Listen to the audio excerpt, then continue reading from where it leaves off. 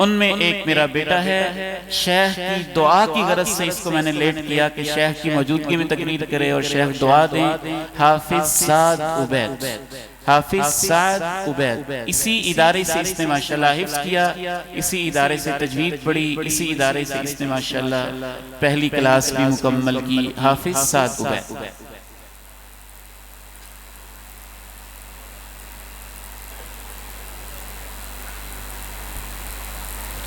السلام علیکم ورحمۃ اللہ وبرکاتہ۔ نحمده ونصلي على رسوله الكريم، أما بعد فأعوذ بالله من الشيطان الرجيم، بسم الله الرحمن الرحيم۔ يا أيها المدثر قم فأنذر، جو متلاشی ہوں علم نبوت کے عظیم، جو متلاشی ہوں علم نبوت کے عظیم، پیٹ بھر کر ایک وقت کا کھانا وہ کھایا نہیں کرتے، چٹان بن جاتے ہیں وہ راہ طلب علم میں، ہزاروں خط آئیں وہ واپس جایا نہیں کرتے۔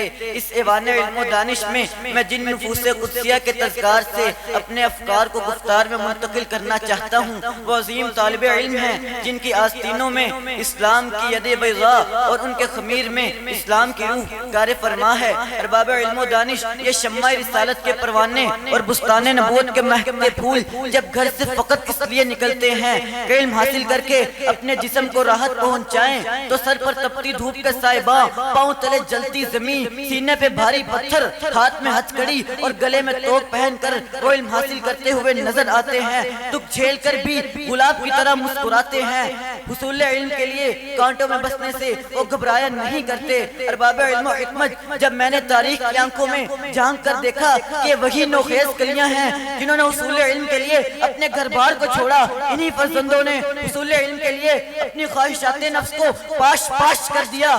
طوفان کر رہا تھا میرے عزم کا طواف، طوفان کر رہا تھا میرے عزم کا طواف، دنیا سمجھ رہی تھی کشتی بھور میں ہے۔ یہ وہی بوریاں نشیں ہیں جو رات کو لکڑیاں کاٹتے اور دن کو مسند نبوت کے سامنے بیٹھ کر، یہ وہی بوریاں نشیں ہیں جو رات کو لکڑیاں کاٹتے اور دن کو مسند نبوت کے سامنے بیٹھ کر علم کے نبوت سے روشن ہوتے ہوئے نظر آتے ہیں۔ تو کہیں امام شافعی رحمہ اللہ 30 برس تک ٹاٹ کے اوپر ایڑیاں رگڑ کر علم حاصل کرتے ہوئے نظر آتے ہیں، تو کہیں ابن تیمیہ رحمہ اللہ مصائب و اعلام کی چکی میں گھس کر علم حاصل کرتے نظر آتے ہیں۔ تو پھر شاعر تڑپ اٹھتا ہے، طلب ہو جن کو منزل کی، طلب ہو جن کو منزل کی، وہ گرداب سے کب گھبراتے ہیں، محدود ہو جن کا ذوق طلب وہ ساحل پر ہی رہ جاتے ہیں۔